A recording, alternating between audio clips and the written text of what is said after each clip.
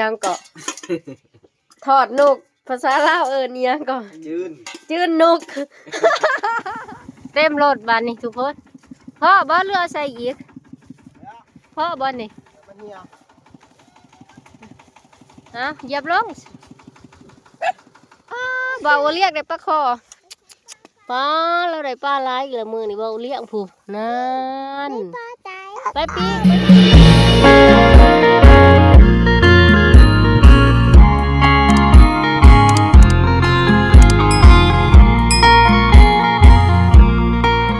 สบายดีพ่อแม่พี่น้องยินดีตอนรับเขาชื่อช่องพุทธดาสาวลาวคือเก่าพี่น้องมือนี้สดาค้นเข่าเนาะค้นเข่าพรขึ้นมาห้องห้ามทุกคนพรเข่าร้ายตัดแล้วเรียบร้อยแต่ว่ายังค้นเนาะคือว่าเกี่ยวแล้วแหละยังแต่ค้นขึ้นมาเนาะทุกคนเนาะเด็กอะมีอ้ายมีพี่น้องมาซอยร้ายคนทันแล้วมือนี่ทุกคนเอารถตอกค้นพรเข่ามือนี่เนาะอ้ายก็มาพาดใหญ่นี่ก็มาพาดใหญ่เพิ่นแล้วก่อนเพิ่นมาซอยเจ้าด้ามือนี่เนาะมาซอยน้องซอยเจ้าด้ากับบ่เฮียงสบายดีอ้ายสบายดีไปพาดใหญ่นี่อ้ายใหญ่ของเฮาเองเพิ่นแล้วก่อนเพิ่นหากันแล้วออกข่าวเจ้าใน140ป้ายสอโอ้ได้ลายกว่าหน้าทางนี้ได้ทุกคนเพิ่นเฮ็ดหน้าปีนี่ครับยังรูปนี่ก็จักสิได้เท่าใดเพิ่นใหญ่สมนี่มันรูปลายพี่น้องเขาใต้ลายเจ้าสิมื้อบ่จับเอาโลดเด้อเป็ดฮะจักสิชายผู้แถวน้ำแย่เอิ้นเอาเป็ดถ้ามันไปใช้มันไปน้ำแย่เหรอรถไถตอกคันนี้นะทุกคนเทิงขึ้นป่าเทิงแก้เขานี่เนาะได้เบิดทุกอย่างเลยคันใหญ่เรามาซอยมือนี่กับเมียเพิ่นโอ้ทุกคนมือนี่ใส่รถไถตอกค้นพรเขา2 คันเลยนะทุกคนผูกอยู่ผูกคันหนึ่งเนาะไปยืมของพันท้องแทะมาคันหนึ่งรถไถตอกเนาะเพิ่นแล้วเขาก่อนเลยก้อนเขาใต้เลยพี่น้องนี่มันบ่งามปานใดค่ะนี่บ่พันใหญ่ก็คือ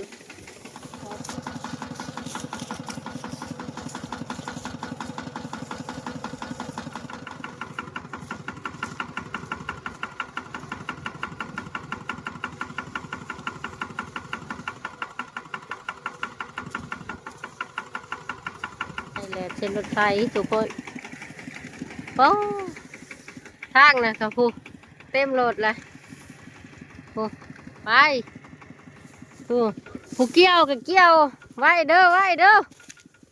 นี่หน้าเอื่อยเนาะเราบนทันแล้วทุกคนหน้าเอื่อยยังกับปลายเป็นได้ดอกเพิ่นยังเกี่ยวอยู่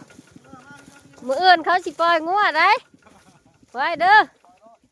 เมื่อย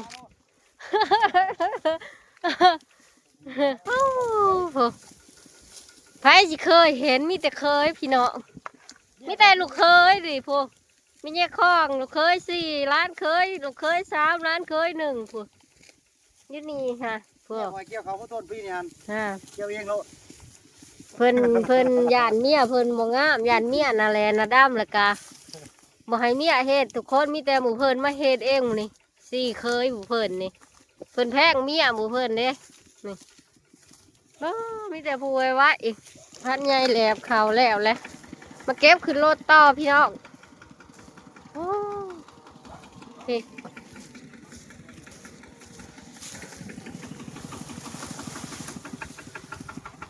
เอา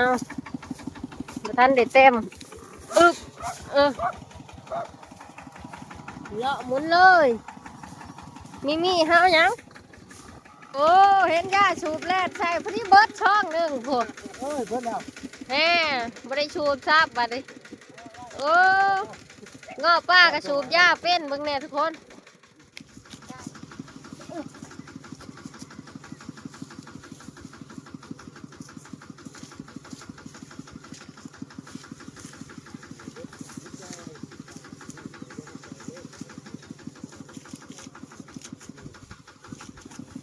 เต็มรถบานนี่ทุกคน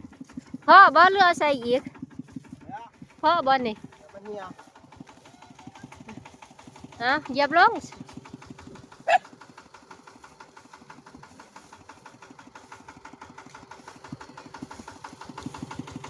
เพิ่งขึ้นเยี่ยมนะคนสบายดีแม่น้องมิว สบายดี มือนี้มาค้นเขาซอยชะดาขอบใจเด้อ มาซอยแต่เช้าพุ่นแหละ เพิ่นมาแต่เช้าพุ่นทุกคน มาซอยเพิ่น มาซอย ไหนๆเช้าได้กันหน้าร้ายเด็ดแท้ หน้าร้าย เลยน้ำลายหมูเนาะ กันนี่ชะดากาฝากพ่อแม่พี่น้อง FC กดติดตามกดไลค์กดแชร์กดติดตามไอ้ช่องแม่น้องมิวคน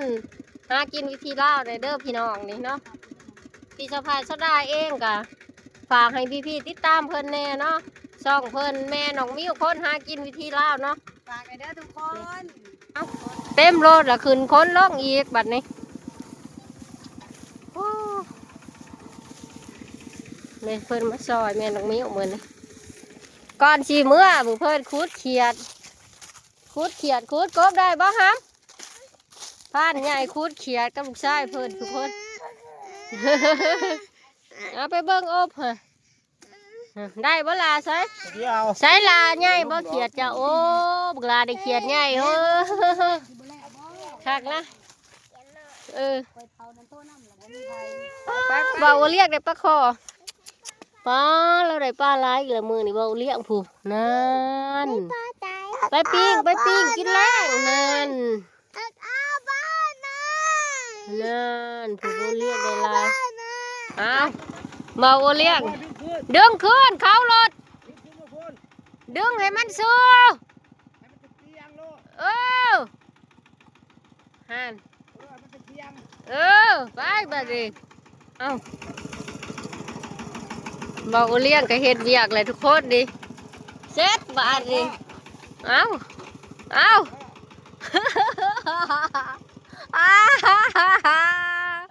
ป้าน่ะอยากได้เมียหาขัวมันเอ้ยขับรถไถก็บ่เป็นนี่ดิ โทรไหม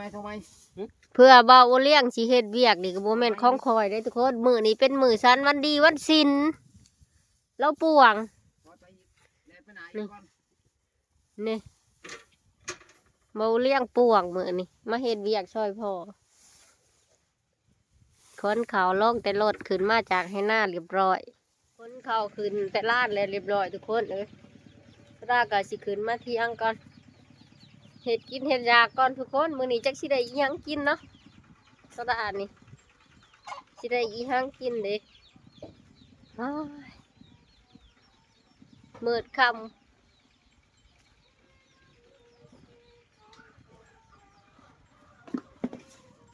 ทุกคนขึ้นแต่ให้นาคมาแวะเบิ่งอีเห็นก่อนอีเห็นต้องบ่เฮียงเลี้ยงมันเฮ็ดหยังนี่ทุกคนนี่เด้เป็นตะแพะนะ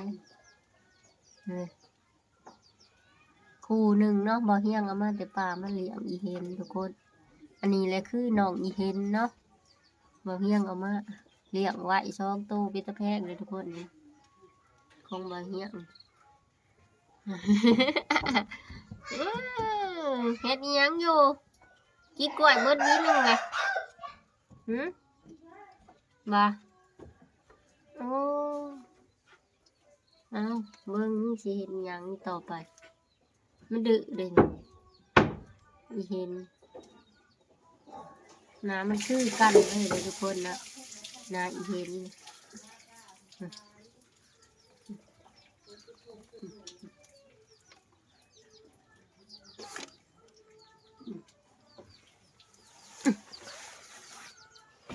ขึ้นมาพอครัวกับโบแมนตัวเองซ้ำทุกคน ทอด บ่าวเฮียงเราเขาครัวเราลูกไปขายจะได้กันสบายมือนี่อาหารแรงบ่าวเฮียงเฮ็ดนะเฮ็ดยังกินล่ะ ทอดนก ทอดนกนะอิหยังก็ ทอดนกภาษาลาวอิหยังก็ จืนนก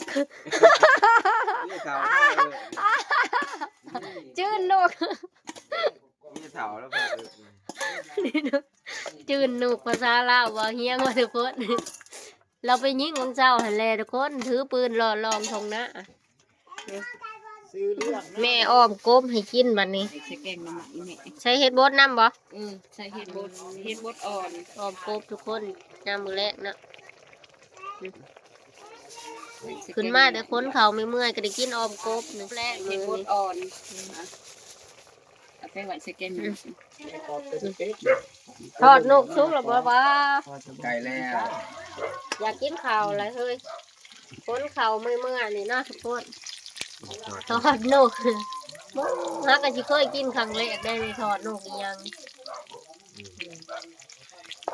มีนุ่งเบาเหี้ยมทอดนกทุกคนมีประโยชน์เบิดอาหารพอเฒ่าจ้อยกับพ่อเราก็อยากกินข้าวแล้วนั่งถ่ากินข้าวทุกคนเลยอยากกินแม่หุงข้าวก่อนแม่สิหุงข้าวไว้อยากกินข้าวพัก กูเอาบ่ใส่ขี้กูทางได้ล่ะฮะเอาบ่ พอเฒ่ากับหลานเพิ่นกินข้าวแรงนำกันทอดลูกออมกบเนาะนี่ ก็จะหันคำสั่งที่เราแกงข้าวเราจะเรียกนี้แค่นี้เราก็เป็นแฟนบางคนคนมัน เอาสอนกันกินไปไรเนาะ เขาเคยกินกัน เนี่ยอันนี้ เดี๋ยวกินข้าวบ่กะ แล้วเพื่อนมันกันยาน้ำมือแขกมันเห็นใบมือมันตบปาก เมื่อมันจองไป อย่าง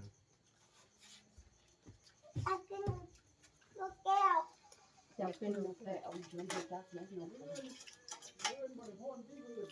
บ่ พ้นบ่แล้ว หลายคนก็บ่ทันแล้ว เอามันขึ้นรถคุณหัวนี่ ถ้าพ้นพร้อมกัน ก่อนลูกแม่เลี้ยงที่ ด้านไทยสิไปซอยจัก เขาจ่าเอาไปเลย ตาวันทิศพูนวันทิศต้องพูนพร้อมกัน เอาติดเอาลอยลูกถูกใจ ก็อย่าพูนก่อนแล้วพูน ประตูเขาก็สอนเนาะ พูนก่อนไผเราสิไปสอนมัน เพิ่นแม่ยำ เรื่องไก่บ่สอนไผเราสิสอนมันเนาะ นี่เด่น